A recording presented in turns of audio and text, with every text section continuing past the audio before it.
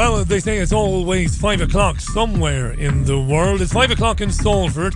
How you doing? Hope your Tuesday has gone well, or is going well. It's me, the BBG, Richie Allen, with you for the next couple of hours. Got a terrific show lined up for you today. Do tweet my programme at BB... No, it isn't. It's, yes, at BBG Richie. That's the one, at BBG Richie. It's the BBG, not the BBC. You're listening to the Richie Allen Radio Show, live from Salford in Greater Manchester. Of course it's BBG Richie. That's the one. It's the Richie Allen Show.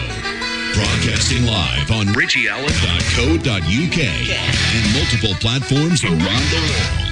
And now, here's your host, Richie Allen. Now, Irish GP Dr. Pat Morrissey has made the headlines in my country of late because Pat has stated that he would go to court to head off any attempts to remove him from his job. He doesn't support the Irish government's lockdown measures, and he has argued that the vaccines on offer in Ireland are untested, unlicensed and experimental. Therefore, he doesn't want to deliver them to his patients. Had a lovely chat with Pat today. He'll be on the programme a little bit later on from Adair in County Limerick, Dr. Pat Morrissey. Before that, lots to talk about. I'm going to be rounding up the day's biggest news stories, and let's have some fun then. Yeah, fun, I don't know, but let's do something. Let's have a chat, you and me. You can also leave comments on Facebook if you like. If you don't do the Twitter thing and you would like to leave a comment, I will find them on Facebook as well. That I promise you. Some interesting stuff on richieallen.co.uk today. If you haven't checked out the website yet, it's relatively newly revamped. Do check it out. Brand new articles going up there pretty much every day. And a big story broke overnight out of Treviso in northern Italy. You might have seen this. Dozens of teachers who received a coronavirus vaccine, the AstraZeneca coronavirus vaccine, dozens of them who got that vaccine over the weekend just gone, called in sick yesterday, Monday. A lot of teachers. Now, the Tribuna di Treviso newspaper broke the story last night.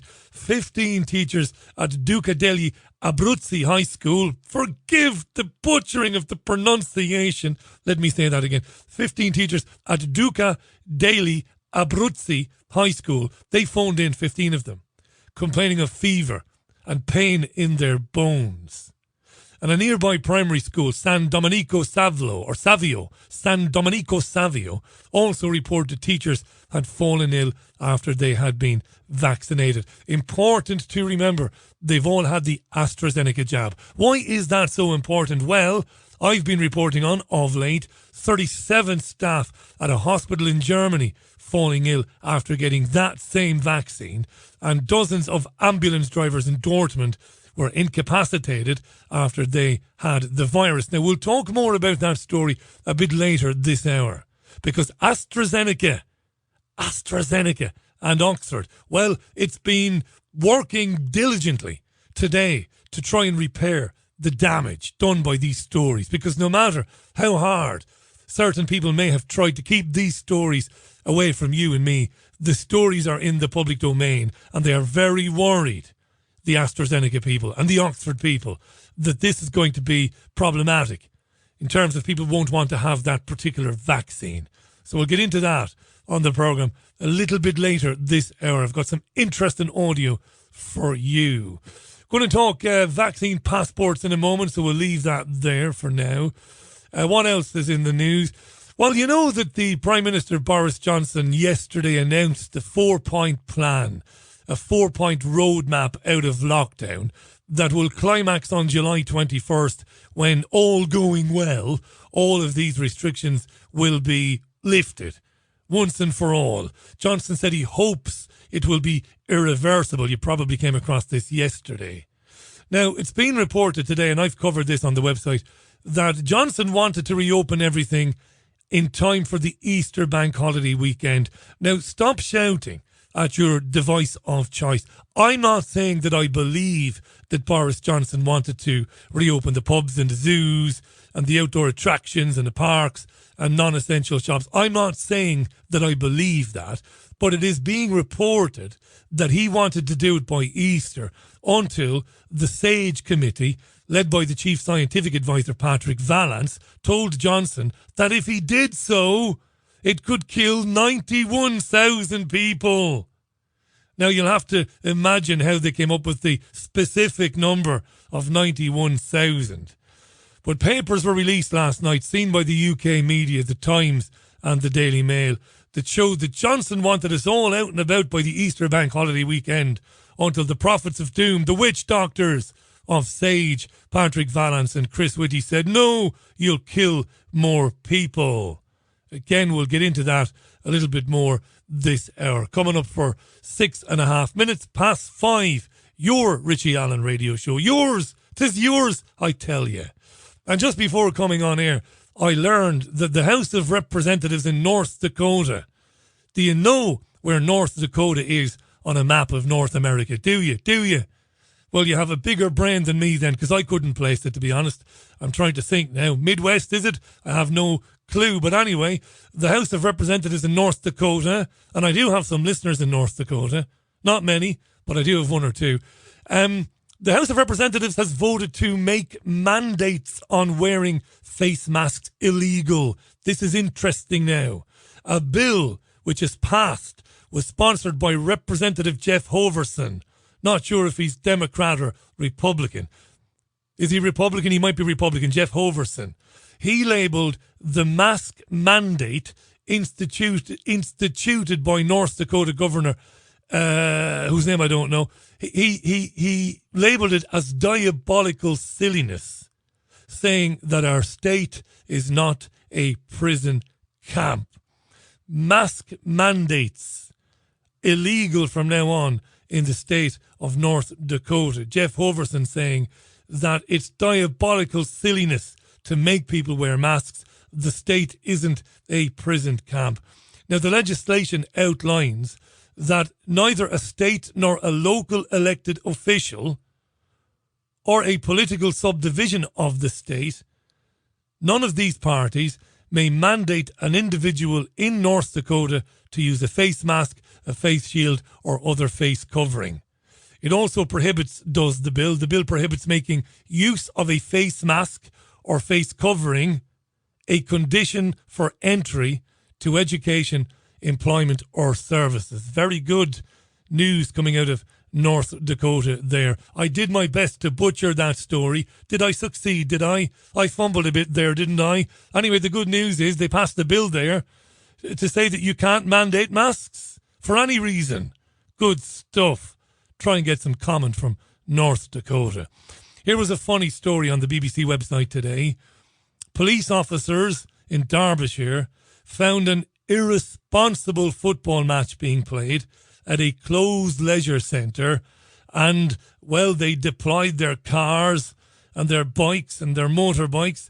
They got to the football pitch at the leisure centre, but the kids that had been playing football had scarpered. They had legged it. 15 to 20 kids had forced their way onto the locked outdoor pitch. They had a football. They were having a kickabout. Somebody called the police. The police said it was irresponsible. But the funniest part of the story is the police went on Facebook, Derbyshire police went on Facebook, to say that our officers were horrified. Horrified to find a group of young people playing football. Horrified. What kind of fuckery is this? Imagine a football pitch, young people kicking a ball. Anyway, after being alerted to the police presence, the gathering soon split up and made a hasty getaway. And Derbyshire police went on to say, a gathering of 20 is simply not acceptable, and quite frankly, it's irresponsible in the times we are all living through. The UK is a police state, I kid you not. Now I have a lot to get through, a lot of audio for you, a lot of content coming up between now and 6 o'clock. And Dr. Pat Morrissey live from Adair in County Limerick in the second hour. Here's The Clash. Should I stay or should I go? The Clash. Should I stay or should I go? There must be an epidemic of hemorrhoids or piles coming in the country. There must be. I was thinking a bit about this today. Why, Baldy? Do you think you have piles? No, I don't. If I did, I would tell you. I would actually tell you if I had piles. I would do, because I'd be looking for an alternative remedy to Preparation H, or whatever the preparation is these days. But I was thinking, as I do, I'm a strange old beast, me. I'm a loner. I'm out and about by myself with my dog. And I'm thinking, I wonder, with everybody being confined to their houses and sitting down a lot, is there an avalanche of hemorrhoids coming in the UK? Is there? Have you got hemorrhoids? BBG Richie on Twitter. I want to know. I want to know if you got hemorrhoids or anything else.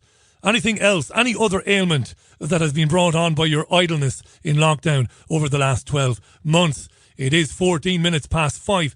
It is the BBG vaccine passports then U-turn by the government. Remember? Back in the day, Nadeem Zahawi originally. Yeah. It said Nadeem Zahawi, the vaccine minister. Yeah. I think it'll be the private sector. And then he went, no. It's not the sort of thing that we do. Bit draconian. No. Now they're looking at it. The lying bastards. Of course they're looking at it. As part of this roadmap out of lockdown, the government has announced that it will review whether COVID certificates or vaccine passports might be of any use. Here's the Prime Minister Boris Johnson speaking today about this very subject. You will hear the journalist's question first. I just want to ask you about immunity certificates. I mean, I think everyone's going to end up calling them vaccine passports, whatever the government does. You announced a review yesterday into that. Can you just say a little bit more about who's doing it, how long it'll take, and in particular, is anything off the table as part of that review? This is an area where, we're looking at a novelty for our country. We haven't had stuff like this before. We've never thought in terms of having something that you have to show to go to, a pub or a theatre.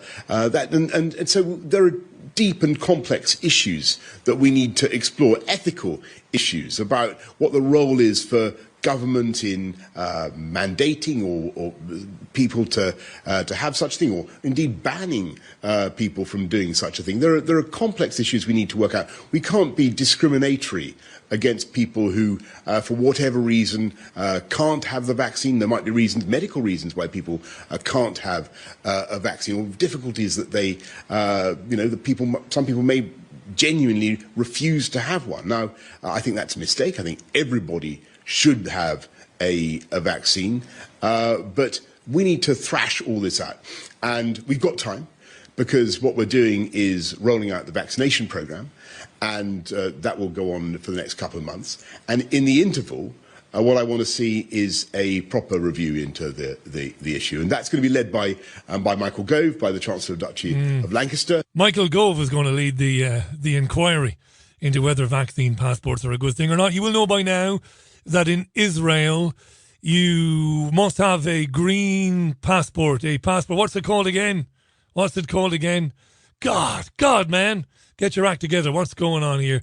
There's a lovely picture on my website of Benjamin Netanyahu holding one. The green passport, that's right. You can download it. If you've been vaccinated in Israel, you can download your green passport through an app run by the health ministry or print it out. They're allowing printing, you see, because the ultra-Orthodox community of Jews in Israel, they don't like technology, apparently. Good for them.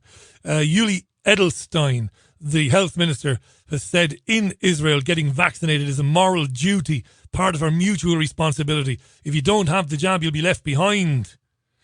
And apparently the Israeli police are looking for green passport forgeries, because it's now a criminal offence to forge a green passport to attempt to access a venue, like a swimming pool, a gym, or a hotel even. I know. Exciting times. Will they follow suit here in the UK? Boris Johnson's colleague, Dahina Davison, I think that's how it's pronounced, Dahina or Dahina, Dehenna.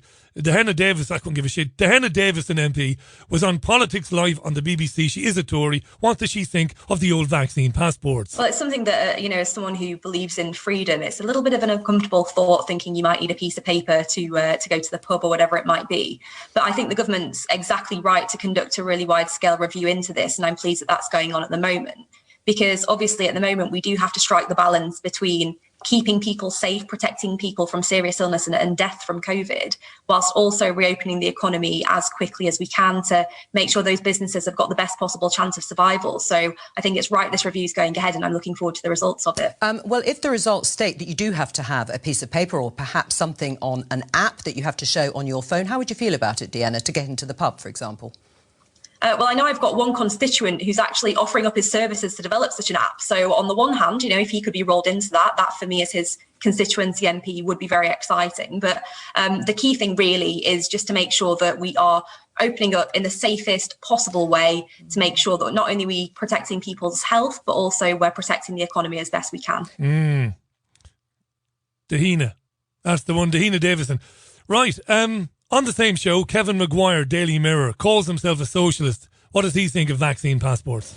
Yeah, Joe, if we go a little bit further back, Nadeem Zawari expressed sympathy for the idea. Then he was sat on by Downing Street, ruled it out. Now it's back in. The Prime Minister's confirmed he's thinking about it. It's there in the roadmap document, the 68 pages. And of course, the rest of the world might make the decision for us, and you may require one to travel. The thornier issue is whether you will need one at home. But pubs, restaurants, they can have a dress code. Why can't they have a vaccine code? The government will look at it, and once everybody has had the opportunity to be vaccinated, those who hold out, you will say, well, are they excluding themselves from society? Isn't it? If they wish to do that, why should they be able to go into a pub or restaurant? But if everyone else has been vaccinated, do those unvaccinated actually pose a threat to everybody else? Are they just endangering themselves? So there's lots of issues to discuss, but the government's been quietly considering this, but is being afraid to come forward with the idea until a large number of people are actually vaccinated. Kevin Maguire. Yeah, I did put on my website today, I did pose a question.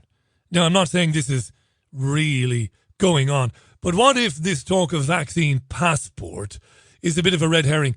What if they're trying to scare people into anger, maybe, over talk of the vaccine passport, and then at a later stage they can step back a bit and say, okay, we hear you about the Orwellian overtones of the vaccine passport. How about we settle for testing instead? How about we settle for you must test yourselves regularly in order to be able to go to your football matches or your pubs or whatever? I just wonder.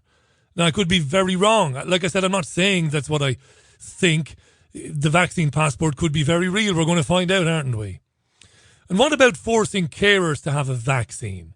If you're caring for the elderly and the vulnerable, either in their own homes or if they're in a care home, should those who care for the elderly be forced to have the vaccine, or told in the event they refuse, well, you've got no job?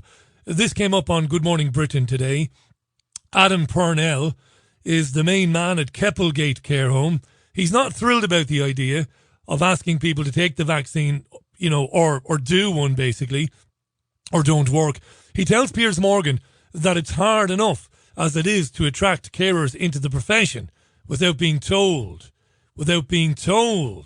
that they have to have the vaccine or they don't have a job. Here he is, Adam Purnell, Keppelgate Care Home. Recruiting in health and social care is one of the most difficult things we have. We're underpaid, we're underfunded, we're undervalued. We're struggling to get people through the door to come and want to work in health and social care during a worldwide pandemic. So if we start enforcing and mandating vaccines on top of that, we're just going to limit the amount of people that are going to want to come in and work for us. Sorry, but I mean, with the greatest will in the world, if you're going to, if basically financial imperative and staffing issues are your deciding factor about whether to let people care for the oldest, most vulnerable people in the country, who don't want to have a vaccine to protect not just themselves, but from to protect the elderly people that they're in charge of. If I had an elderly relative in a care home and I knew the person caring for them was refusing to have the vaccine, I wouldn't want that. I mean, you know, you're more than welcome to come and apply for a job, Pierce, if you want, because we're going to need people to work in social care. I mean, no, I want people yes, to work in social I'm care, not telling but people, I don't want them to refuse the vaccine. That they're not supposed to have. I'm not telling people to refuse the vaccine.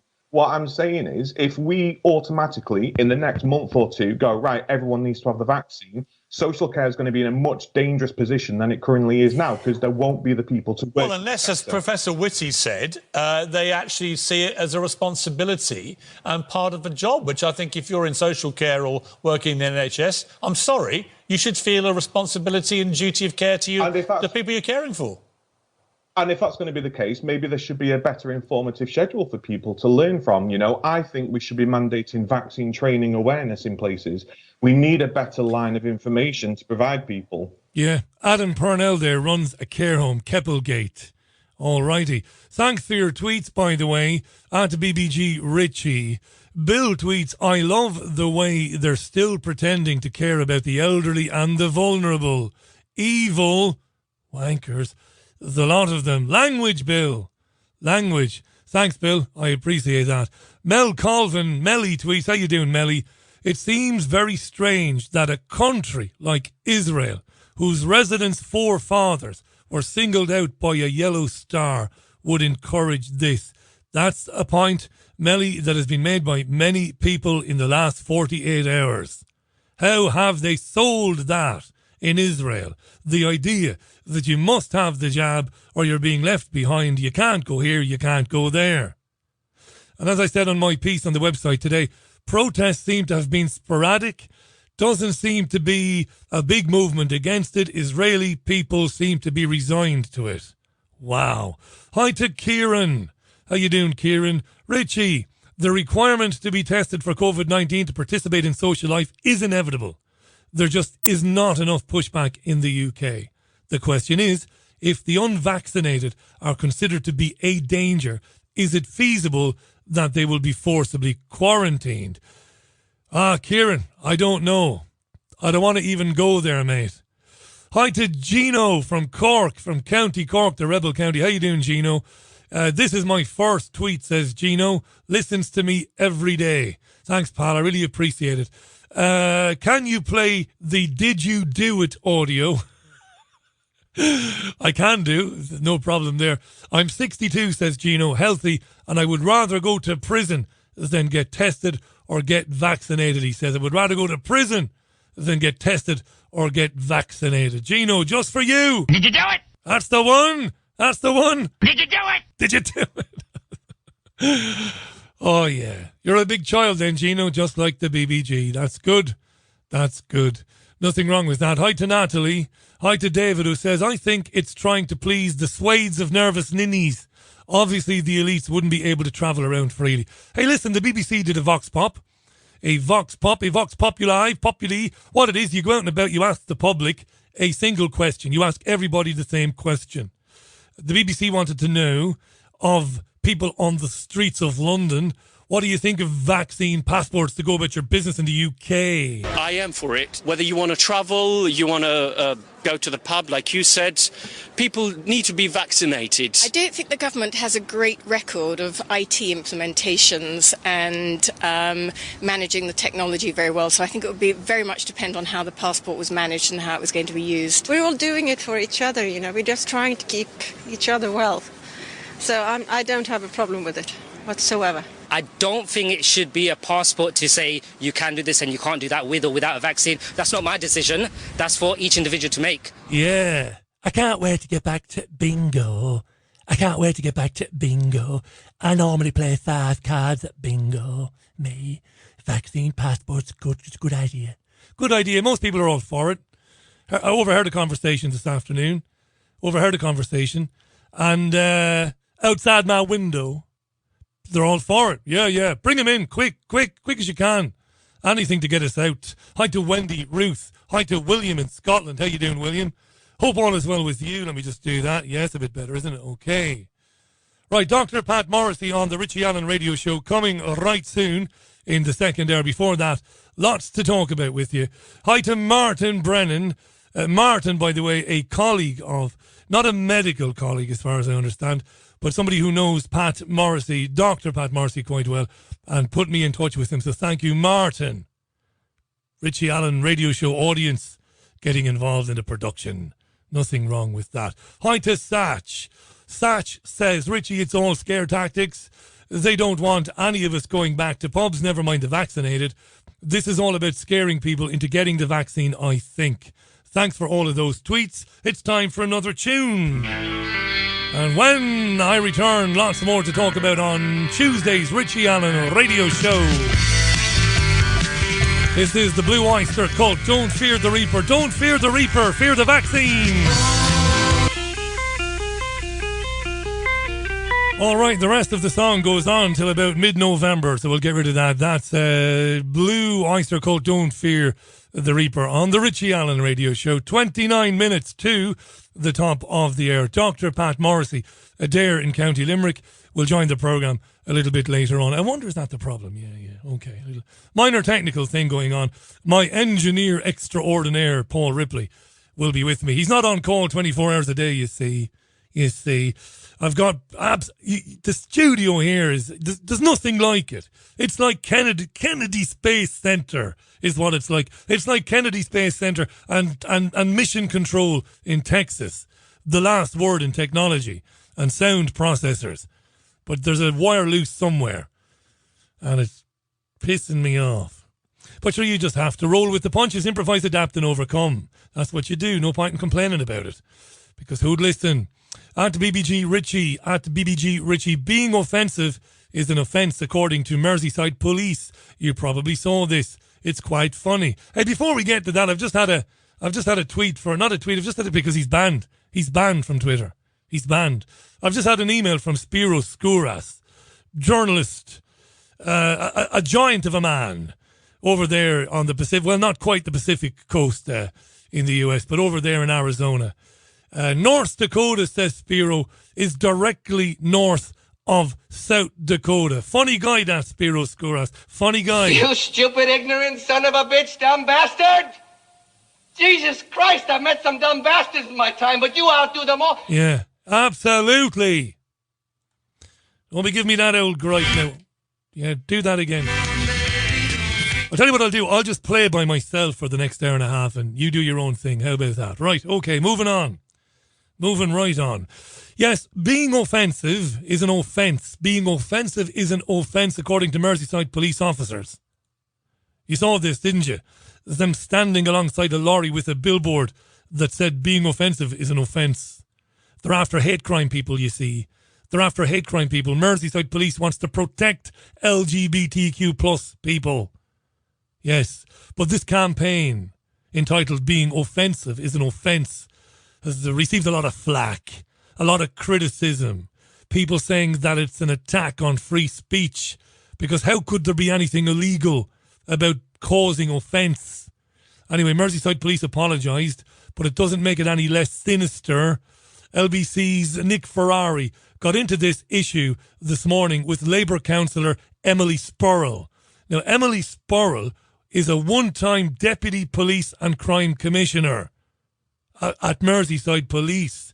You'll hear Nick Ferrari first, then you'll hear the Labour councillor. This is interesting. It's not the intention. What does it say about the professionalism or capability of Merseyside Police that they're inventing crimes that don't exist, councillor?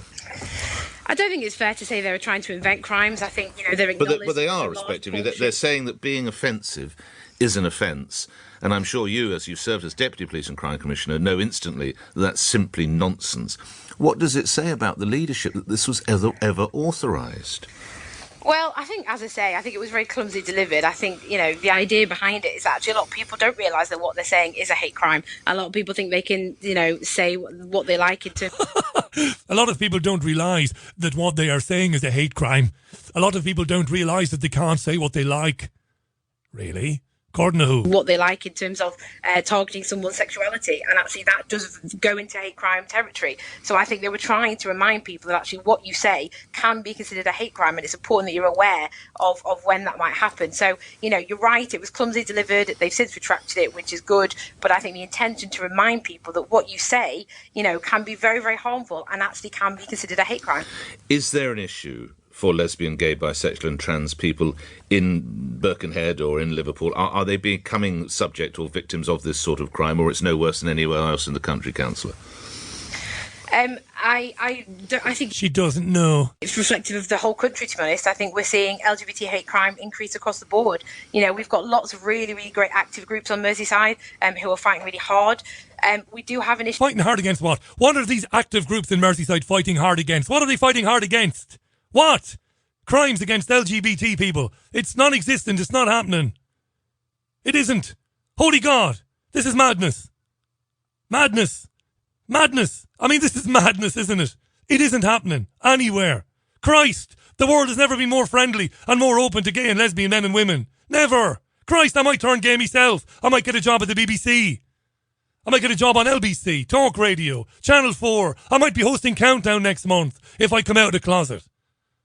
What the fuck is going on, right? An issue, I think, where crimes are still underreported. A lot of the time people don't have confidence that the police are going to take it seriously, if they are treated as a victim. And so it's really important that actually the police do come forward and say, we will take this seriously, we will believe the victim, we will listen to them, we will make an assessment, and we will support you through that. So I think, it's right that the police are very vocal about having that support for LGBT community. But lastly, look, you're a councillor, so you are a community leader of sorts. I have to put it to you, councillor, I would have thought the good folk of Merseyside, the ward you represent, are probably more concerned about the fact that their children are safe on the streets, that their cars aren't being nicked or their houses aren't being broken into, than officers posing by a campaign that frankly was wrong and inept.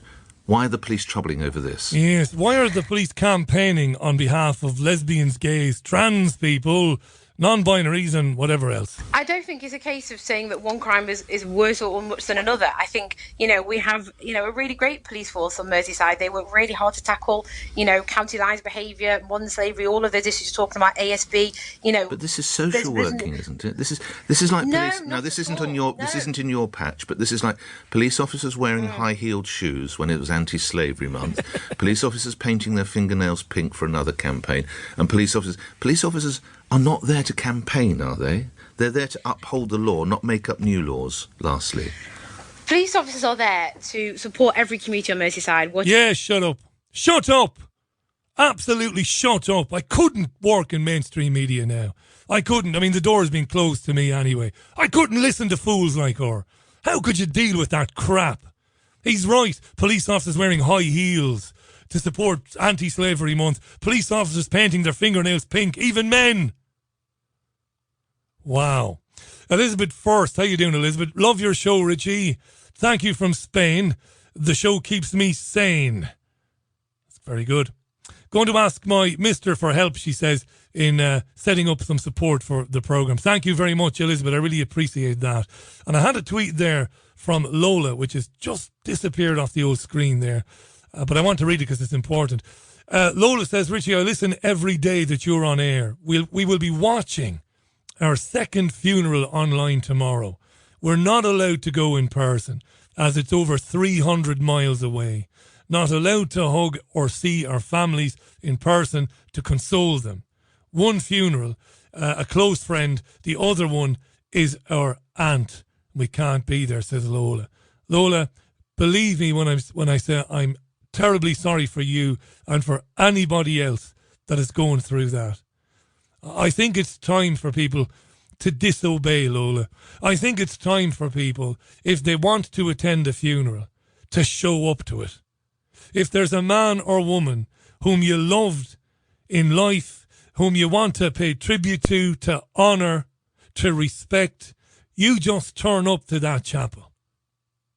And dare the numpties who wear high heels and paint their fingernails fucking pink, dare them to issue you a fine or a summons because you're turning up to grieve a friend or an aunt or somebody special. Now, that's not me talking. It's not keyboard warrior talk. You couldn't keep me away from the funeral of somebody that I wanted to pay respects to. And I mean that. Let's move on very, very quickly. Lots to get through before Pat Morrissey comes on. On the same type of subject, hate crime and Twitter wars and all that crap, Ricky Gervais, the actor and comedian, was on BBC Radio 5 Live earlier, and he was talking about cancel culture. You know, cancel culture, demanding that somebody is fired or banned or demonetized, or demanding that nobody does business with that person simply because you don't like their opinions. Listen to Ricky Gervais. Well, you know what? There's two things to this, isn't it? Again, it's a sliding scale. If getting cancelled is being culpable for your actions, then yeah, that's always been around. Why? If getting cancelled is, I don't like you as a comedian, I'm burning your DVDs and I'm never coming to one of your shows, that's great. That's their right. If being cancelled is, I've just found a 25-year-old email from someone who said the wrong thing in private, and now they've got a top job and we have to destroy their career. I want to go, well, hold on, this is what's happened? What's happened here? You know, and you usually find ulterior motive, because no one really cares about the argument anymore or the principle. They just care about who's saying it. They're trying to take down a general on the other side, and it falls into tribes, you know, and I see it all the time, and you see it more clearly on Twitter because you look at their profile and they've got all their credentials in there, and then they're trying to get someone cancelled who's got the other credentials, and you think, well, you're not even listening to each other now. You've just read each other's bio. Yeah, as simple as that. Ricky Gervais, well said. Back in a moment with more. Renowned healer Mark Bayersky travels the world to find the most unique and powerful crystals for self-healing. Since the ancient times, crystals have been used as healing tools. They hold a natural healing vibration and are highly charged in positive energy. Mark teaches how to channel the universal energy and transfer it to the crystal to activate its healing power. Each crystal is used for its unique ability to target a different physical or emotional challenge. Mark Bayersky is an author, healer, speaker, and founder of the Pure Energy Healing Academy. He shares powerful messages of inspiration and healing on his daily YouTube videos, reaching millions worldwide. Mark's crystals, healing oils, and incense sticks are most sought after by other healers. His collection is available online at www.markbayersky.com. His work is presented through Lemon House, a company that creates and curates consciously made gifts. Now, Gerald Celente will be on the programme for his monthly visit to talk all things US news and economic trends. Gerald will be with me tomorrow. Tomorrow is Wednesday. Yes, he will be. Looking forward to that. It's at BBG Richie. A lot of tweets coming in. Thank you for them. Chat amongst yourselves there. Let's just move on now. Back to Johnson's roadmap out of lockdown. Julia Hartley-Brewer, talk radio presenter, had Professor Sian Griffiths on. Sian Griffiths seems to believe that mask wearing will be a thing even after July 21st, when all restrictions are supposed to have disappeared. Yeah, right. Here's Sian Griffiths with the Julia Hartley-Brewer. Interesting exchange, this. This will take us out of lockdown. What do you count as lockdown? Well, I think I count as lockdown the inability to mix with friends and family. I think we will still be having coronavirus around in the population, so we will still have some measures, which I don't count as lockdown. I count as public health protection. So something like, the wearing of masks. The Prime Minister set up a review into some of these contentious issues. So the sort of issues around, should we continue to wear masks beyond July the 21st? You can. The answer is probably yes. Probably yes. No. I mean, Sian, if you want to wear a mask, you can wear a balaclava all day if you want. Well, I might, Julia. Because once you've had the vaccine, what the hell has it got to do with me to protect your public health wearing a mask? I don't have to wear a mask when we've got a flu outbreak. Well, if you were in other countries, you might voluntarily choose to wear a mask. Key word in that sentence. Pandemic is choice. Voluntary. That's a choice. Yes, but Well, that's yes, very different, isn't it? that's- Oh no, I mean for me, the wearing of masks, once they are no longer mandatory, the wearing of masks to me will be the giveaway of people who I want to know and people I don't want to know. That's simple as that. Yeah.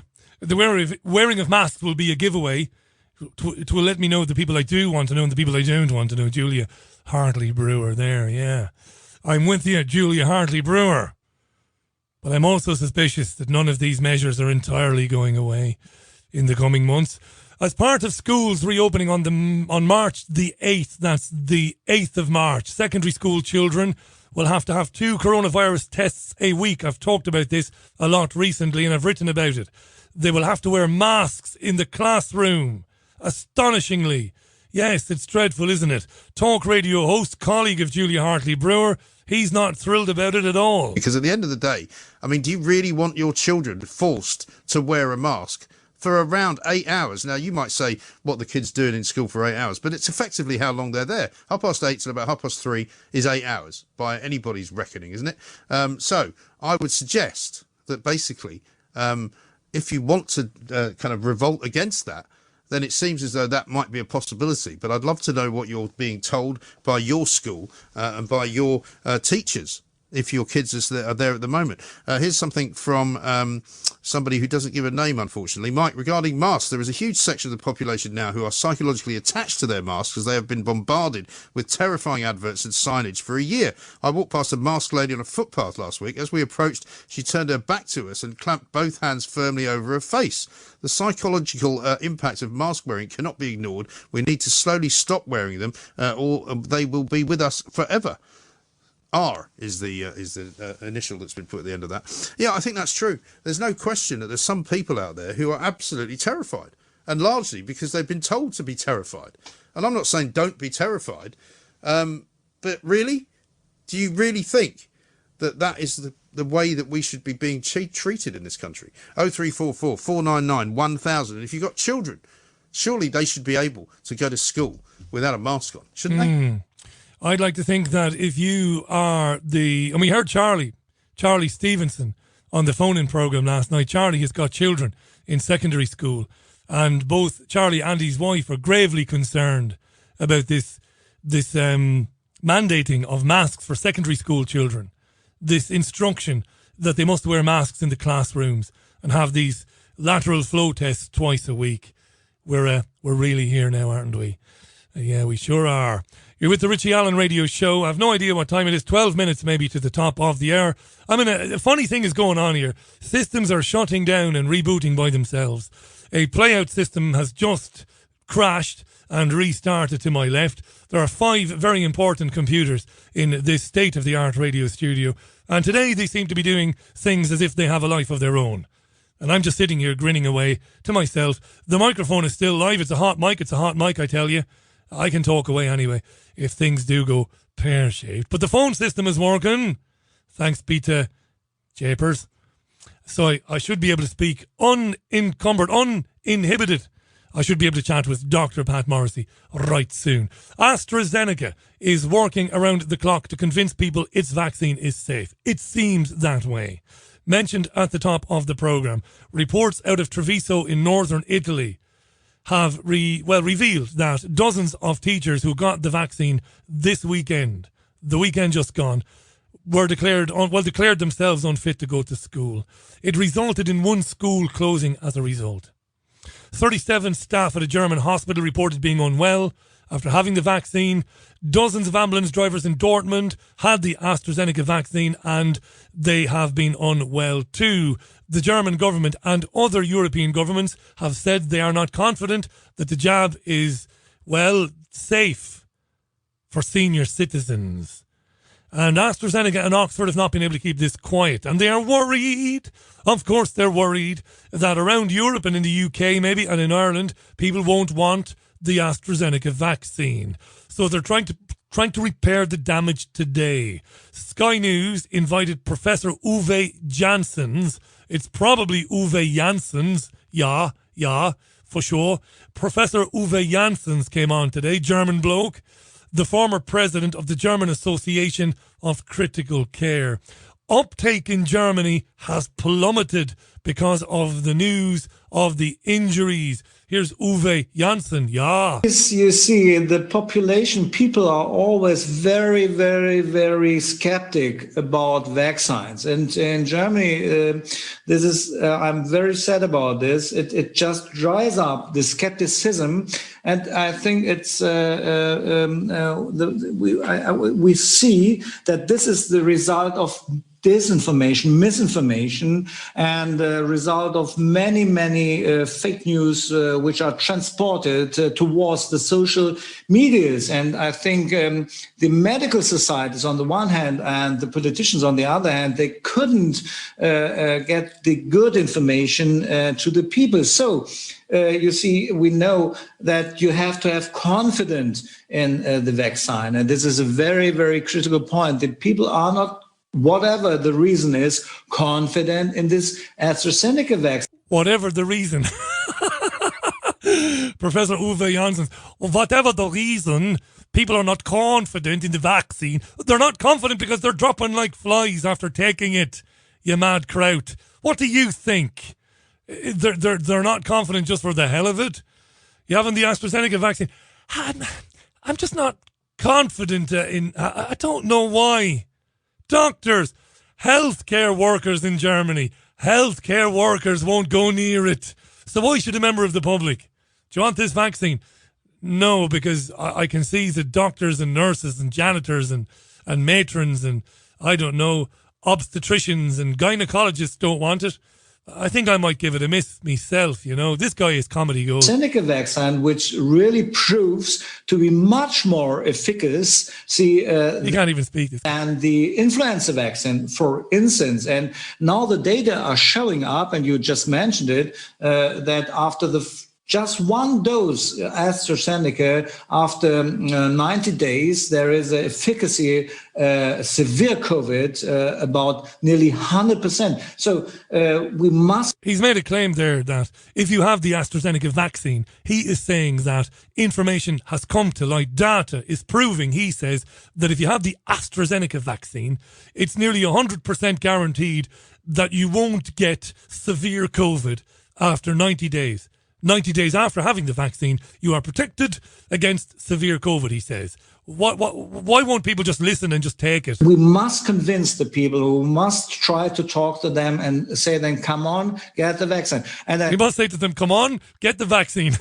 Remember that in the beginning, end of 2020, in my own department, there were some of the nurses and healthcare workers who said, I don't want to get vaccines. So we started a program within our hospital, about a nationwide program for healthcare workers to enhance the acceptance of the vaccine. And we could show within online surveys that the skepticism gets down. In December, it was 50% said of the healthcare workers, the nurses, no, I don't want to get a vaccine. Now we are only 25% of them saying, oh, I'm very critical about it. So we are getting near to the point that to the 100% acceptance of the vaccine.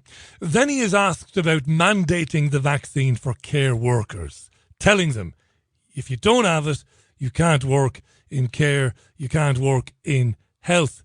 What does he say? Yes, we had some of these discussions in Germany in the beginning, January, and all the end of year of 2020.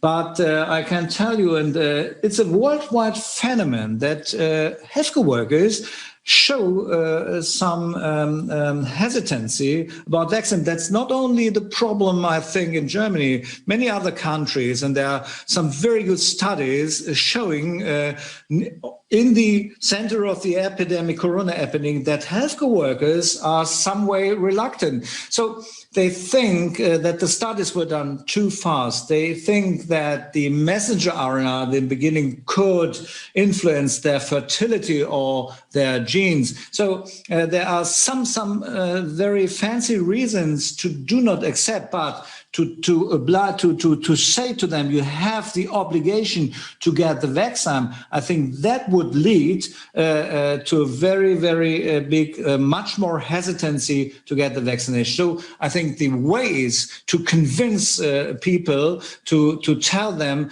that the vaccination has a very, very good efficacy without any serious adverse event. And we must have the publicity, the news, the radios and the TV to improve the compliance of anyone in the population, and not only the healthcare workers in Germany. Wow. We must have the news, the television, the radio to help us with the compliance, he said.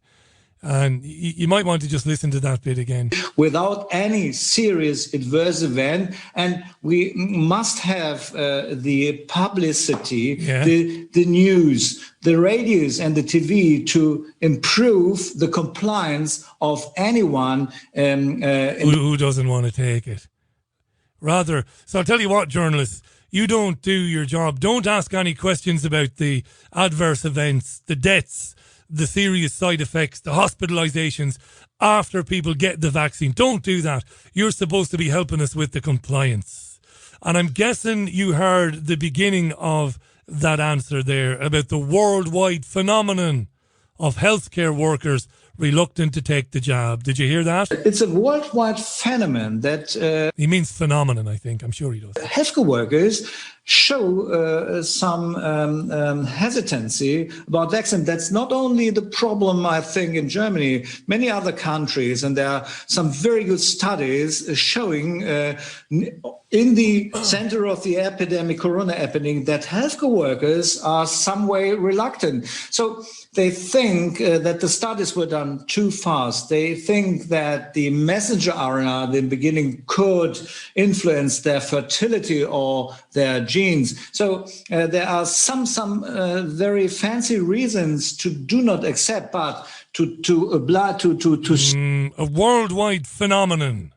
Healthcare workers don't want to take it. What are we going to do? They must want to murder the healthcare workers who are going public and saying, we don't want to have the vaccine.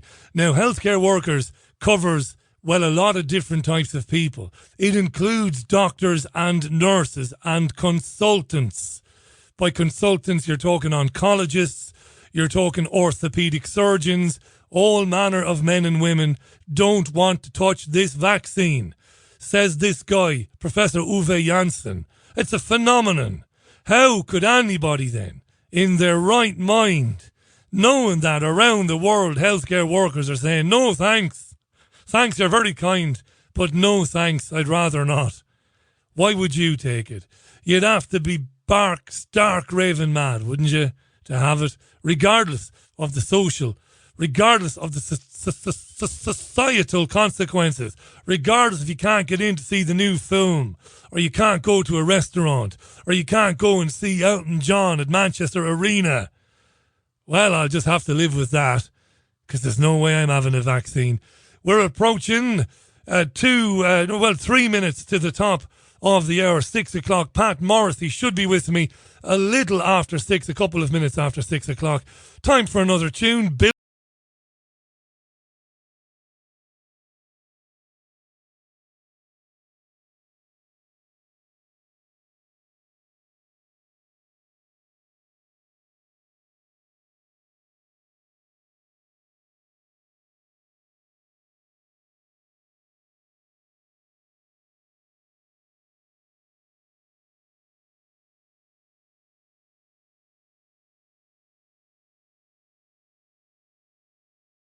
He didn't start the fire on the Richie Allen radio show. Just had a quick chat with Pat Morrissey. That's Dr. Pat Morrissey, there in County Limerick.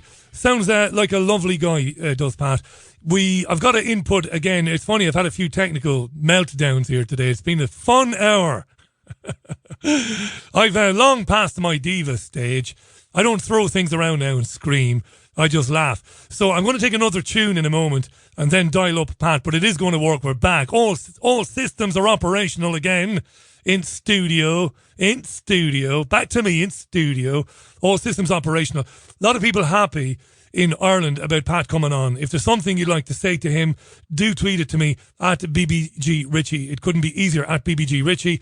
I will put it to him. We're going to talk about his recent, maybe I shouldn't say it. It's up to Pat to describe it. But I suppose harassment, hassle even, from the medical authorities in Ireland. Pat has said, listen, the vaccine, I'm not convinced of the vaccine. He said, I think it's untested, I think it's unlicensed, and I think it's experimental. Therefore, I would rather not give it.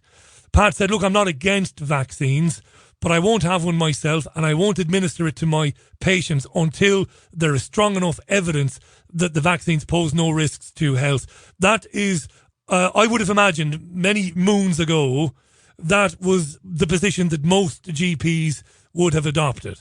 It's the right thing to do. It's the caring, professional, ethical thing to do. I can't be sure of that myself, therefore I can't in good conscience give it to my patients. Now, I like Dr. Pat Morrissey's approach, right? But a lot of people in Ireland, in government and in medical circles, are not happy with him, and they are putting pressure on him, and we'll talk to Pat about that in a moment. While I dial him up then, here is a great tune from Bruce Springsteen's recent album. The album is called, what's it called? I haven't a clue. It's called The Power of Prayer, the song anyway. So here's the tune, back with Dr. Pat Morrissey. Bruce Springsteen on the Richie Allen radio show, The Power of Prayer, the song there. The time is exactly 5.5 minutes past 6 o'clock. It is Tuesday's programme, February 23rd, 2021. Lot to talk about now. I'm really glad that my guest this hour has been able to come on the programme and accepted our invitation to come on. Wrote about him on the website last week, and I just told you a moment ago that he is not an anti-vaxxer by any stretch of the imagination. But he has said that he doesn't support the Irish government's lockdown measures, and that he thinks the vaccines on offer are untested, unlicensed and experimental. Again, he's not against vaccines, but he would prefer to wait until there is stronger evidence that the jabs do not pose any risks to health in the long term. And he's taken some flack for this position, which I said earlier seems like a very sensible position to me. Let's welcome to the programme, live from Adair in County Limerick, Dr. Pat Morrissey. Pat, you're very welcome to this parish. How are you?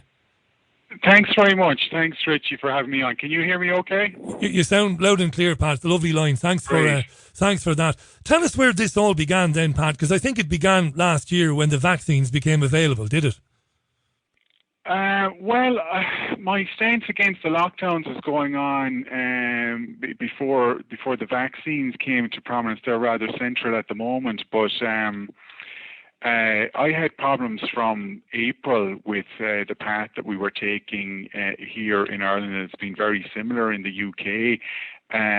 Because I could see the negative effects of the lockdown on my patients, and I was watching closely what was going on in other parts of the world, and not every part of the world was locked down, and one shining light on the hill, I suppose, was Sweden and what was going on there, and I was watching it very closely and listening to what experts had to say about it, and I was pulling my hair out because of the lack of attention, the lack of positive attention that the Swedish example was getting here. So that's where I was becoming vocal about everything. It was really about the lockdowns, the negative health effects of lockdowns, the disproportionality of lockdowns as a measure for trying to counteract a respiratory virus that travels, through the air and around the world, and we have plenty of evidence of places with lockdowns and without lockdowns, and there's no benefit. Really at this stage, there's so much evidence there that lockdowns are ineffectual. At the very most, they very slightly slow down the spread, but at what cost? At what cost? That's what I ask. Now, on the cost, you said there a moment ago, that you noticed a negative effect amongst some of your own patients. Can you share a bit more about that, Pat? What were you seeing in your patients during lockdown? Well, it varies. Psychopathology, mental health issues. Just an estimate, they've probably tripled. Anxiety, depression. Then, addictive disorders. I became much more acquainted with all my alcoholics in the last year. One of them just springs to mind, and he had been doing reasonably okay for a long time, but his situation deteriorated to such an extent he had to be admitted to a nursing home, and I see my elderly patients then becoming deconditioned, becoming more frail, less able to cope with independent living, and just a life being drained out of people, and then there's all the missed cancers, the missed opportunities to deal with cardiovascular issues in time. I could cite various examples, but I'm wary of indicating, people may know who I'm talking about locally if they listen to me, because I'm come from not a very small village, but a very rural community here in West Limerick, and fairly tightly knit, and everybody knows everyone else, No, I get that. Yeah, absolutely. Yeah. Dr. Pat Morrissey is our guest. Pat, I've heard doctors in this country who've had, like yourself, they've had the courage to speak out. And they've said that we might be looking at, obviously not just in the UK, not just in Ireland, but globally with regards to children's mental health, with regards to addiction issues, and especially cancers and stuff like that. We might be looking at something that it might be a health epidemic in the future, a tsunami I've heard it described as, that might dwarf the effects of coronavirus. Do you go along with that? I totally agree, Richie. I totally agree with that analysis. I did have a telephone conversation with another GP working in Galway there recently. He told me he had two 12-year-olds that had slit their wrists. He comes from Connemara, and he'd never seen that in patients. He'd seen it much older, but for two 12-year-olds to be slitting their wrists, he'd never come across that before. And I talked to a lady from Galway as well, actually, coincidentally, earlier this week, who wanted to get in touch with me after she heard me talking, and she named off 5 people in their 20s who'd committed suicide by jumping in the river in Galway. She named the people, she knew them, she knew of them, and she's quite convinced that there's a big rise in mental health issues, but it seems to be very hard to get the data on the mental health statistics here in Ireland. I don't know what it's like in the UK, but when we're trying to get information to bolster our side of the argument, it's very hard to get the data. Whereas they seem to have, the other side seem to have ready access to whatever sort of figures they want to make their case. That's a very interesting point there. It is difficult to get any sort of numbers here in the UK, and you've obviously just said there you're suspicious of that, because that's going to be a big giveaway if the government says, look, we have statistics on the impact on mental health, and if it's as bad as people think, well, it's going to put a big dent in their lockdown story, isn't it? Yeah, there is evidence there. This is from Great Ormond Street Hospital earlier in the pandemic of something like a 500% increase, a massive increase in abuse injuries in children, physical abuse injuries presenting in Great Ormond Street Hospital.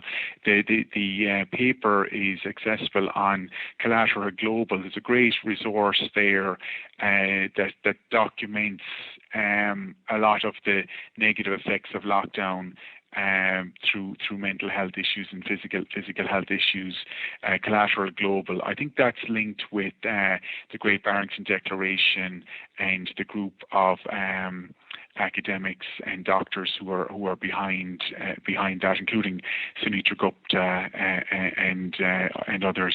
That's really important. Can I just read you something very briefly? Back Go ahead, yeah. Back on February 1st, I think, Dr. John Wright, who works at Bradford Royal Infirmary, and John has been writing a diary for the BBC during the pandemic, Pat, and he wrote this in a post.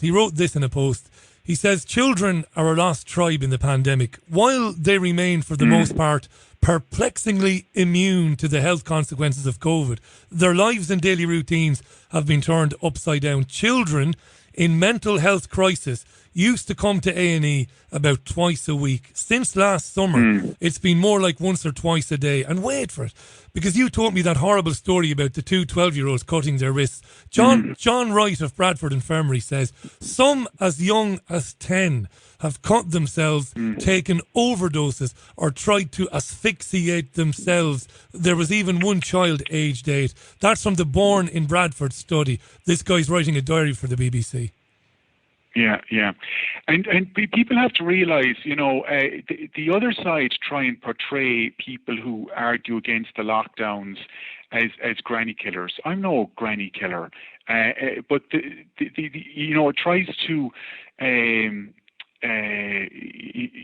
disable the argument. The hardship and the health consequences of the lockdowns are affecting people at much younger ages, as well as the aged who are, dying of loneliness at the moment. But I know of a case of someone who committed suicide because her cancer operation for a brain tumor was cancelled early in the lockdown. Okay, so this woman, she lost 40 years of her life, right? So the average amount of life lost per COVID death is 6 months. So people need to, the health planning requires people to really dig down into this data and see what's going on. It's not just the numbers; it's the lives, the individual lives lost, the length of lives lost, the productivity lost. We live life to enjoy life and get something out of it, and it's not just about existence. And the other side seem to just want to focus completely on COVID deaths and totally disregard any other sort of hardship or other health issue to the detriment of the general health of the population.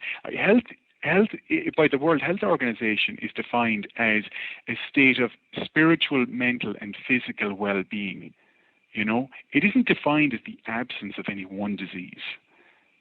And they've totally, Sage and Neffet have totally lost perspective on what health actually means. Dr. Pat Morrissey is with us from Adair in County Limerick. You're with the Richie Allen Show, coming up for 18 minutes past 6. Before we talk about the vaccines, how do you feel? I mean, I'm like yourself, I'm an Irishman, and I remember many a Friday night watching a panel debate on the Late Late Show when Gay Byrne was at the helm. God love him and God be good to him. And there you had Gay, and even the most seemingly extreme of positions were heard and were tolerated. It didn't matter. Now your position, and I'm a layman, to me is not an extreme position. Have you been shocked, and it's obviously a leading question, but I know the answer I'm going to get, shocked that our national media hasn't said, well, hang on a second, we've got the likes of Dr. Pat Morrissey, he's on, the so-called front line with his patients every day. We've got Marcus de Bruin, we've got Dolores Cahill. I'm stunned myself that they haven't created space for people like you to debate these NFET people and these other people. I mean, this must be driving you mad, Pat. Yeah, well, it is very frustrating, but it's easy to see that this is that the media outlets, the mainstream media outlets, are just propaganda channels at this stage because they can't countenance a rigorous debate on the science or the issues. It's too. They want to control the narrative very, very tightly, keep people fearful and anxious, and hold out the prospect that these vaccines will be their salvation. And they don't want anything to interfere with that narrative. And it's as blunt as that. And therefore then, Carl Hennigan, you mentioned Sunetra Gupta earlier on, there's yourself, there's Marcus, there's so many. You just can't come on. We're not going to tolerate your point of view, even though you've earned the right to your opinion. Well, I'm not an academic. I'm not a professor, but I've been working for 20 years as a GP, and I'm very interested in my patients. I take my job seriously, and I've been doing thousands of hours of reading and analysing, trying to understand and get my head around what's been going on in the world. And so I think I have an opinion. I have an informed opinion. I have experience. And I think that I deserve to be heard where there's debate. I don't believe that people need to necessarily believe that everything I say is correct. But why not have the discussion? Let the battle of ideas begin. Absolutely right. Dr. Pat Morrissey, our guest, speaking live from Limerick. Huge interest in this, particularly back home. I say back home, of course, you are back home, Pat. I'm in a studio here in Salford. Now, obviously, the press has given you, a bit of a kicking. And this kills me. I'm a qualified journalist. I've worked in commercial radio and television. And it upsets me to see people's comments taken out of context, but it upsets me even more to see people having monstrous lies told about them. You're obviously not an anti-vaxxer or anything like it. What you said to me was fairly clear. Go ahead, Pat. Yeah, so I know there are people who are against all sorts of vaccines. I'm vaccinating children Monday through to Friday here, and my own children were vaccinated and got the flu jab every year and never thought twice about it, But these vaccines, they need to be put in the proper context. They don't actually meet the strict definition of what a vaccine is. They are gene therapies. We've never had these before. They've never been used on such a wide scale before. They are experimental because they're not fully licensed. They won't be fully licensed till early 2023. So that's beyond dispute. I mean, people might argue with what I'm saying, but it is actual fact, and people can check the EMA documents, the European Medical Agency documents relating to this. And patients can come and get vaccinated against COVID. In my own practice, I will not be getting directly involved in it because I strongly believe in first do no harm, but I don't agree in telling other people what to do with their lives, and this has been a big part of all this as well. There's this totalitarian tiptoe that's been going on, that increasingly people who don't want to partake are being told what to do with their lives and how to live their lives. It's now civil disobedience to live your life. But going back to the vaccine issue, people are welcome to come here and get the vaccine. But I have printed out material from the company documents and the European Medical Agency documents, so that I believe that they'll be better consented, that they'll be fully informed about the true status of these medicines, and that they'll be aware of the risk of death associated with them. Just to be precise about that, I'm referring. There are a couple of different ways one could die in relation to taking these vaccines. I'm not saying everybody's going to die when they take these vaccines, but there is a risk. But I had to trawl down to page 115 of the Pfizer documents, 115 of a 140-page document to find reference to VAED, Richie, which is vaccine associated enhanced disease. Now, somebody might read that and say, that doesn't sound great, and then just move on to the next line. But what that means is an exaggeration of the disease process when you encounter it in real life after being vaccinated, and that entity results in death. So this is, and the company documents refer to this as a real risk, but it's buried in page 115 of the EMA documents. And I'm not saying that this is going to happen to anyone, but it's what's happened previously with coronavirus vaccines. Okay, and Michael Yeadon and Wolfgang Wodarg raised concerns about this in their letters to the EMA to try and stop the rollout of vaccines early on. So I'm not just making this up myself. I'm relying on some quite experienced and qualified people who've made their assessment and who are also quite worried about this risk. And I would guess that a lot of the general public are not aware of vaccine-associated enhanced disease or pathogenic priming, as it's otherwise known. Can I ask for a clarification there? Because Professor Dolores Cahill of UCD was on with me last week, and she was on last year as well, and she explained this. I think she said exactly what you said there, that in some people, because of what you found on page 115, VAED, in some people who have been vaccinated, at some time in the future, they could have a very, very, very bad reaction to being exposed to a future naturally occurring coronavirus. Yes, that they would exactly, and that's horrendous. And they've acknowledged this in their own documentation. Acknowledged in their own documents, and it, you know, why take the risk when one has therapeutics that work? I've been using hydroxychloroquine and zinc, and I've less experience with ivermectin, but ivermectin has even better data, and it can be used over a longer time frame in the illness. So why take the risk with something so untested, so new,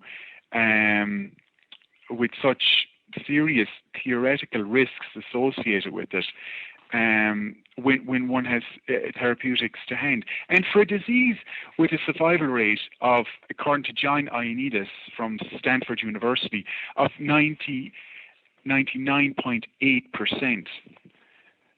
99.8%. So this is not Ebola. This is not the plague. This is a respiratory virus that is within the envelope of the annual flu. Now, you say within the envelope, and I will call them your enemies, and people will be listening to this now and they'll be saying, Richie's given Dr. Pat Morrissey a very easy ride. I'm not giving you an easy ride. Okay, fair enough. Go on. No, I'm not. I'm not, because there isn't anything you've said that isn't very easily proven. So I can't jump down your throat and criticise you. I won't do that. But your critics will say, well, there's Dr. Morrissey now. He's kind of saying that coronavirus is not much worse than the flu. I mean, I was listening to an emergency room doctor called Alex George speaking on the BBC this morning, and he was talking about his own experiences of working in A&E, Pat, and he said, this is horrendous, this disease. He says anybody who says that it's not much worse or it's in the same ballpark as flu, they're terribly wrong. It has a much more dreadful effect on the body. That's what they say. Well, I appreciate. I've had patients who've died from COVID, but the median age of death is 84 here in Ireland. 84, is it? And they keep rolling out these hard cases for public consumption on the mainstream media of people who are much younger, but the nobody under the age of 25 has died from COVID in Ireland, and less than 100, or I could be open to correction, that something at the magnitude of about 100 under the age of 60 have died. So that's in a population of 4.9 million. So this is not again, this is not Ebola. And also, a lot of these people, if they had been given vitamin D, if they had been given early access to therapeutics, we wouldn't find ourselves in the situation that we find ourselves in now, grasping for these novel experimental therapies to be our salvation. Really good stuff, Pat. So I'm not... Yeah, sorry? It's a good answer, that. And I wanted to stay with the hydroxychloroquine, because that's obviously been very controversial. And again, as a guy who's been making radio programs, producing them for over 20 years, I find it amazing that you had these doctors in America, qualified men and women like yourself, no reason whatsoever to tell lies. And they came out in Houston, Texas, I think it was, and they said, look, we're using hydroxychloroquine and we're having great success with it. And they were hammered, they were torn apart by the media for saying this, even though they've been treating their patients successfully with it. Now, I know that in Ireland, the HSE, correct me if I'm wrong, said last year that, physicians like yourself shouldn't use it. You continue to use it anyway. Pat, what sort of flack have you taken for that? Well, I was complaining to the medical council, and I'm still under proceedings with respect to the medical council. So that's not a comfortable place to be. But at least I can sleep at night because my conscience is clear that I'm doing the right thing. And I'm just hoping, maybe I'm a bit naive, that the truth will come out in the end. And as you rightly say, Richie, I mean, I've nothing to gain out of this. And every, the hydroxychloroquine or ivermectin, they're relatively inexpensive medications. Whereas the vaccines, there's a lot more money to be made on those. People, when they're talking about crime, they say, follow the money. And maybe that isn't the exact analogy for this, but I'm suspicious. But the issue around the vaccination, everybody I convinced, and I've convinced a few. Not convinced them, but I've informed them, and they've made their own decisions then, and they've listened to what I've said. That's money that I'm not earning, and in fact my whole livelihood is at risk for what I'm saying, and it's at risk because I'm just trying to tell the truth. And if I'm wrong, somebody come out and refute what I'm saying. That's all I ask. Put me right. If I'm wrong, but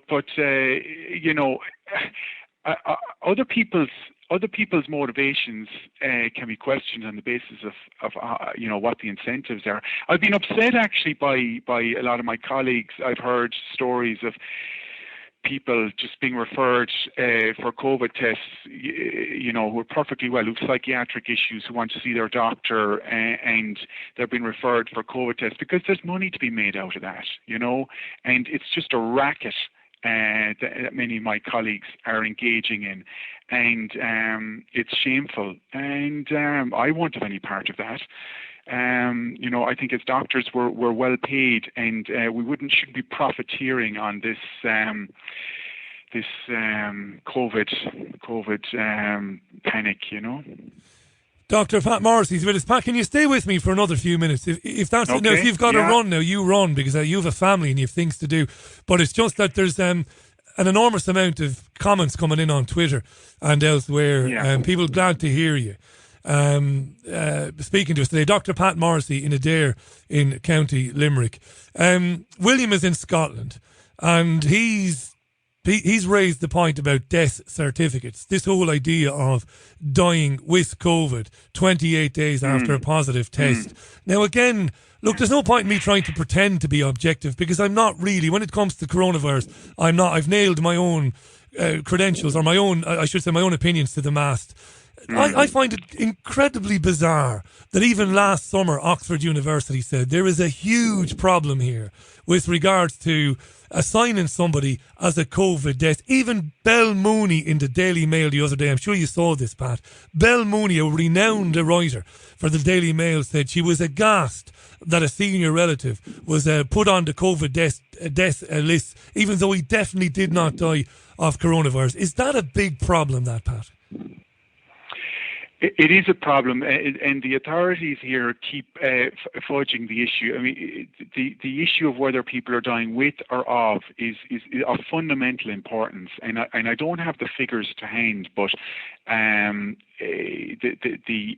total figures. My impression is that the people who died without any underlying conditions is a very small fraction, and only something like 1,000, I believe.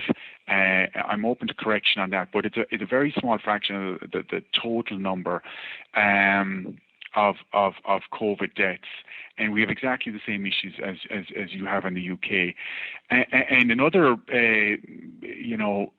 worrying aspect of that is the apparent spike in death rates in nursing homes and sheltered facilities after vaccination that isn't talked about.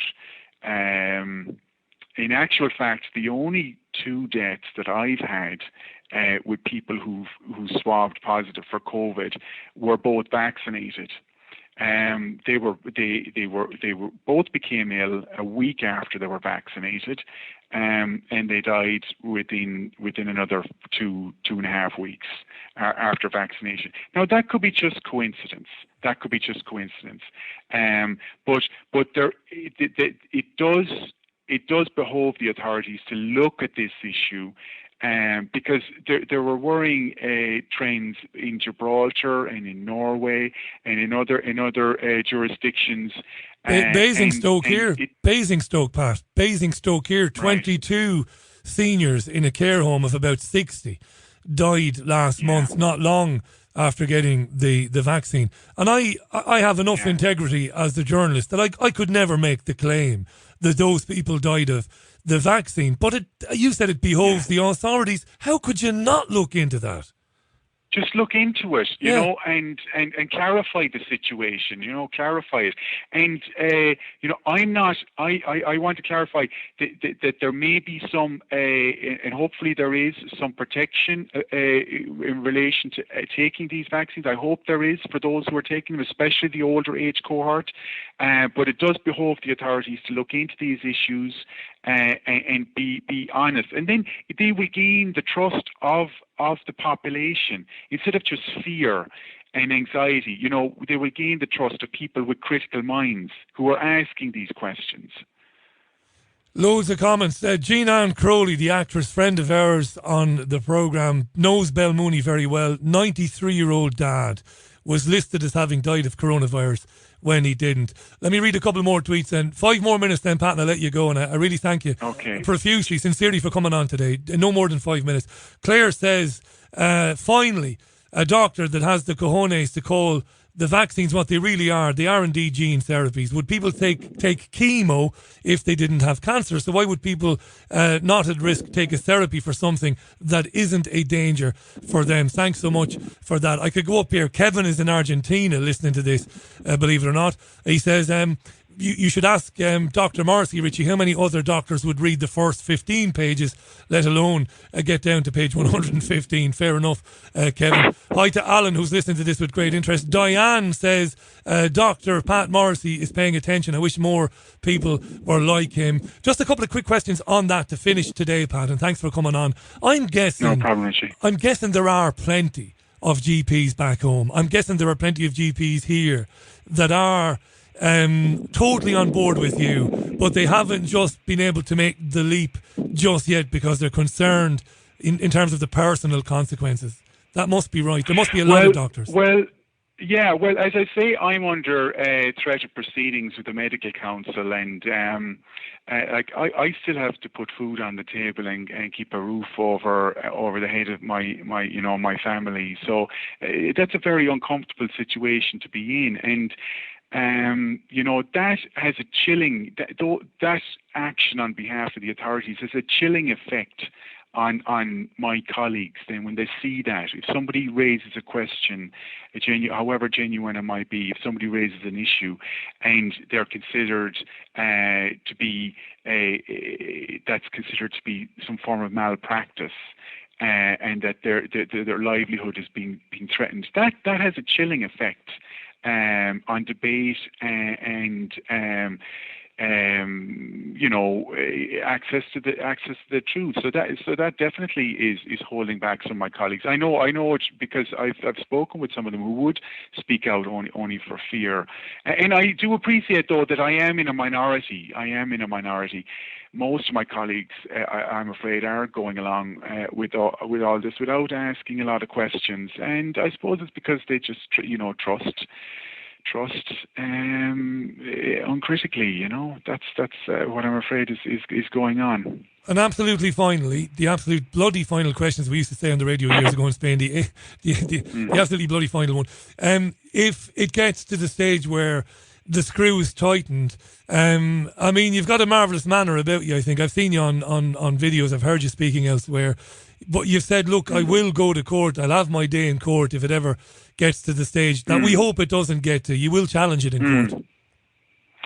Well, I may be naive, Richie, but I believe that the truth will out in the end, as Richard Feynman, the famous scientist, once said. So I hope I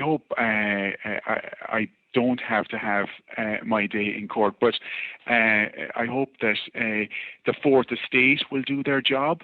And thank you very much for having me on. The media have, by and large, in general, have not stepped up to the mark in relation to this issue. Although I have got some coverage, although some of what I've said has been twisted, and some of what I've said, a lot of what I've said has been left out that I think will be very valuable in this debate. But I'll let that go for now. But I'm hopeful, and I trust in God, and I trust in the truth, and we'll all meet on the other side of this. Let's hope.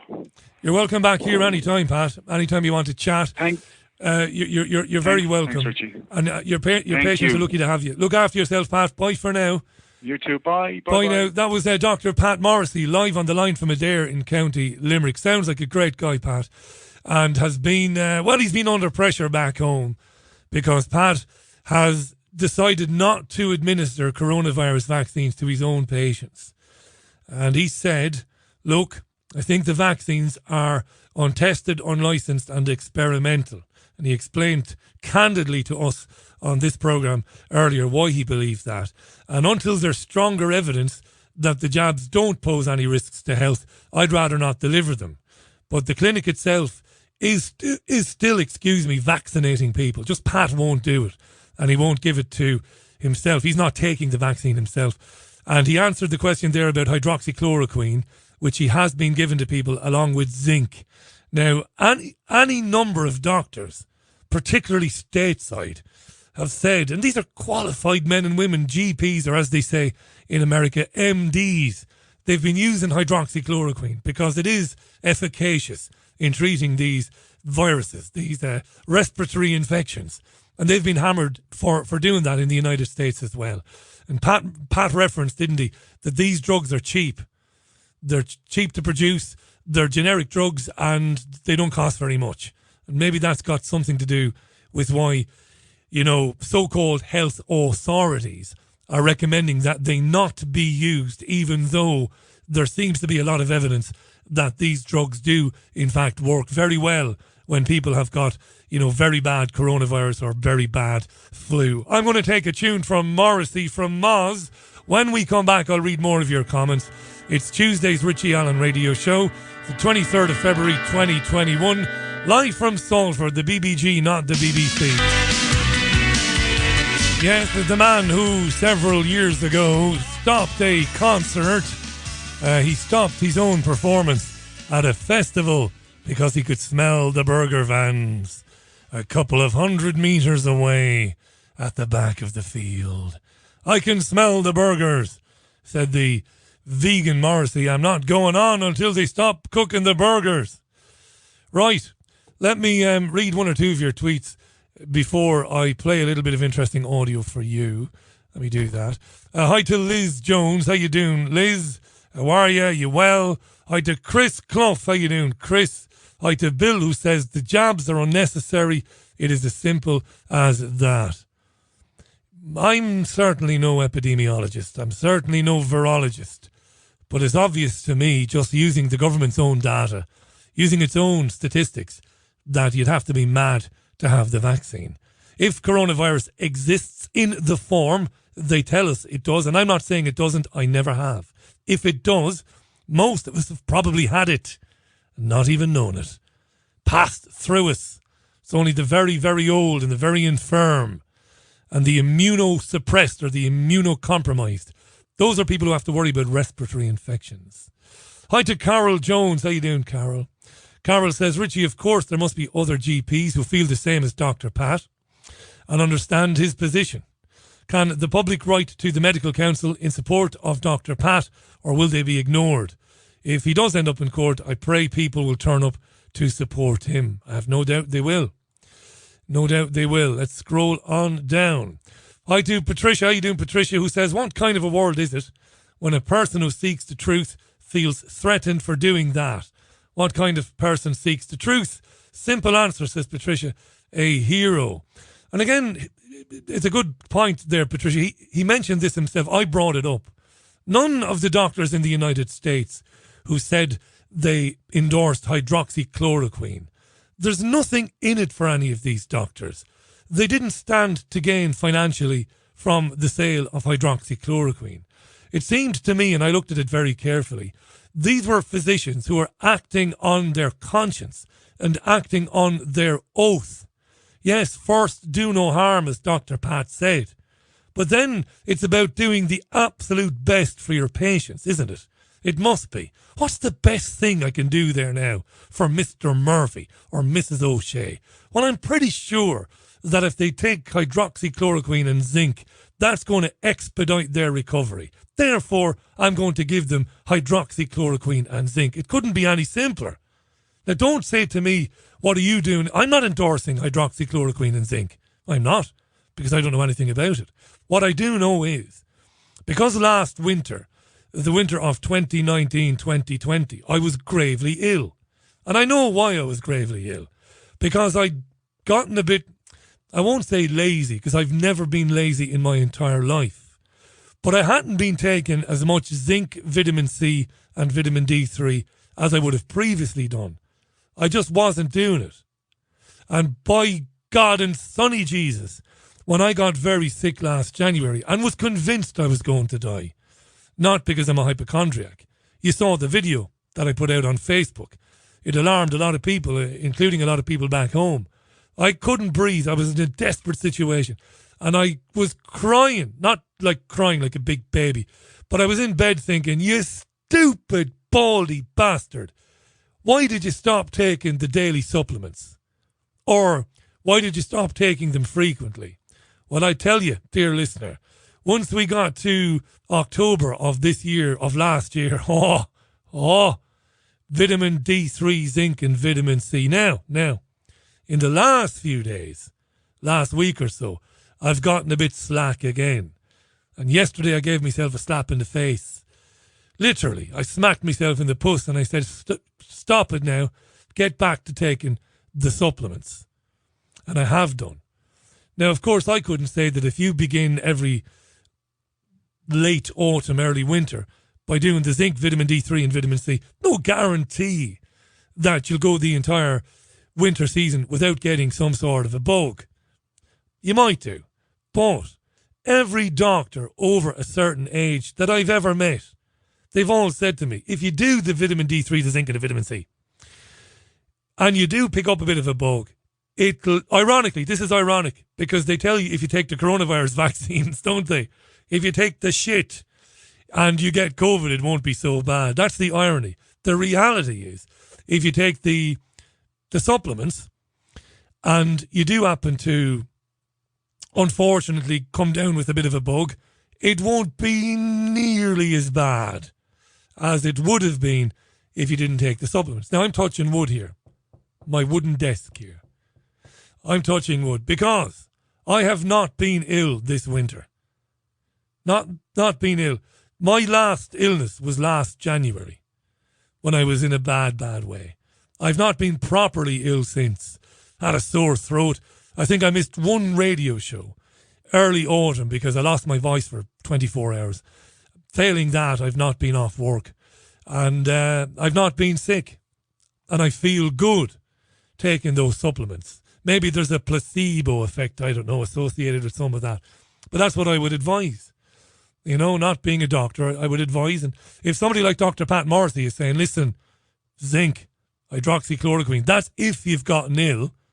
But before you get ill, why not take the zinc, the D3 and the supplements? Listen to this very, very brief bit of audio.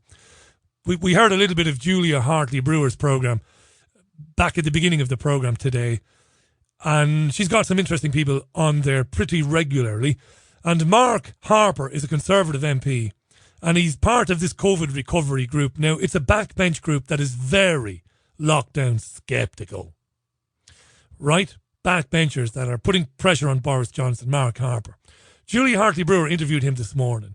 And she wondered, as she was speaking with him, if some of this draconian madness that was brought in to defeat COVID, if some of it is going to be around, well, forevermore. Listen to Hartley-Brewer's question and Mark Harper's response. Are you not concerned that this could happen again next winter? This could happen any time the government deems there is an emergency and can scare the living daylights of the public, and that we have lost our fundamental freedoms forever? Well, I think you raise a couple of very important points there. One, I think, is the framework of the law underpinning these sorts of measures, I think, leaves a great deal to be desired. And my colleague Steve Baker has been pushing very hard for a new Public Health Act, a new way we deal with these sorts of issues, where there's much more parliamentary scrutiny, much more control, and much more challenge to ministers to justify the decisions they're taking. And I think that's a very sound argument. On the issue about consequences, I think it'll depend a bit on public opinion. One of the things I'm a little disappointed about, again, is if we see the data, we keep being told it's data, not date. If we see the data more encouraging, you know, we see deaths and hospitalizations fall quickly as we roll out the vaccine, I would have hoped that you could have therefore unlocked more quickly, but it seems the government's determined to stick to this timetable, even if the data turns out to be better than hoped. And I hope they think again about that, because if the data is very positive, and we've even heard some government scientists suggest this, if the data moves in the right direction more quickly, then I would hope the measures could be eased more quickly as well to reflect the data. We're going to wait and see. We're going to watch very carefully, aren't we? Now, listen up and listen good, dear listener. Listen up and listen good before we go. When chatting with Dr. Pat Morrissey today, before the programme, he sent me something that he'd received from a fellow doctor. And I said, I'll read that out, Pat, because it's very nicely put and very interesting. Dr. Billy Ralph is a GP in County Wexford, which I know very well, obviously, in the southeast.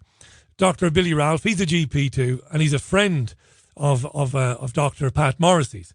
And Billy wrote this earlier today. And Pat said he asked Billy if Billy would mind if he sent it to me. And he sent it to me. Okay, I've got it here now. Let me just make an adjustment here. Right, we're back in the room. So Dr. Billy Ralph wrote this. It's called Litany of the Lost. Litany of the Lost by Dr. Billy Ralph. Bottle banks are full whilst churches are empty. Amazon is blossoming as hairdressers and pubs go bust. Face masks and latex gloves instead of high heels and summer dresses. Bums glued to seats and eyes fixed to screens whilst football boots hang motionless on hooks. Netflix devoured in silence as guitars and drums scream out to be heard. The old grow lonelier as the young forego their youth and grow lonelier too. Chemtrails go fewer and fainter as worry lines grow deeper and darker. Truth fades from memory as propaganda paints a new reality.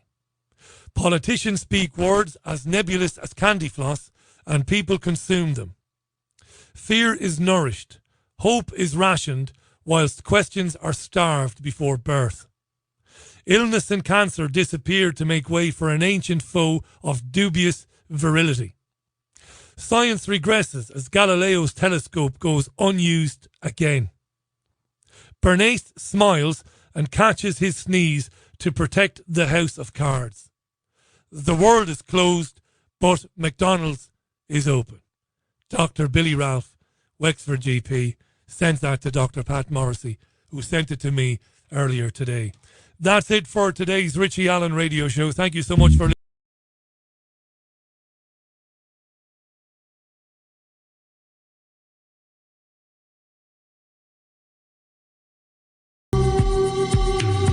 Thank you so much to Dr. Pat Morrissey. You can find Dr. Pat on Twitter, by the way. Do give him a follow on Twitter. We'll stay in touch with him, no doubt.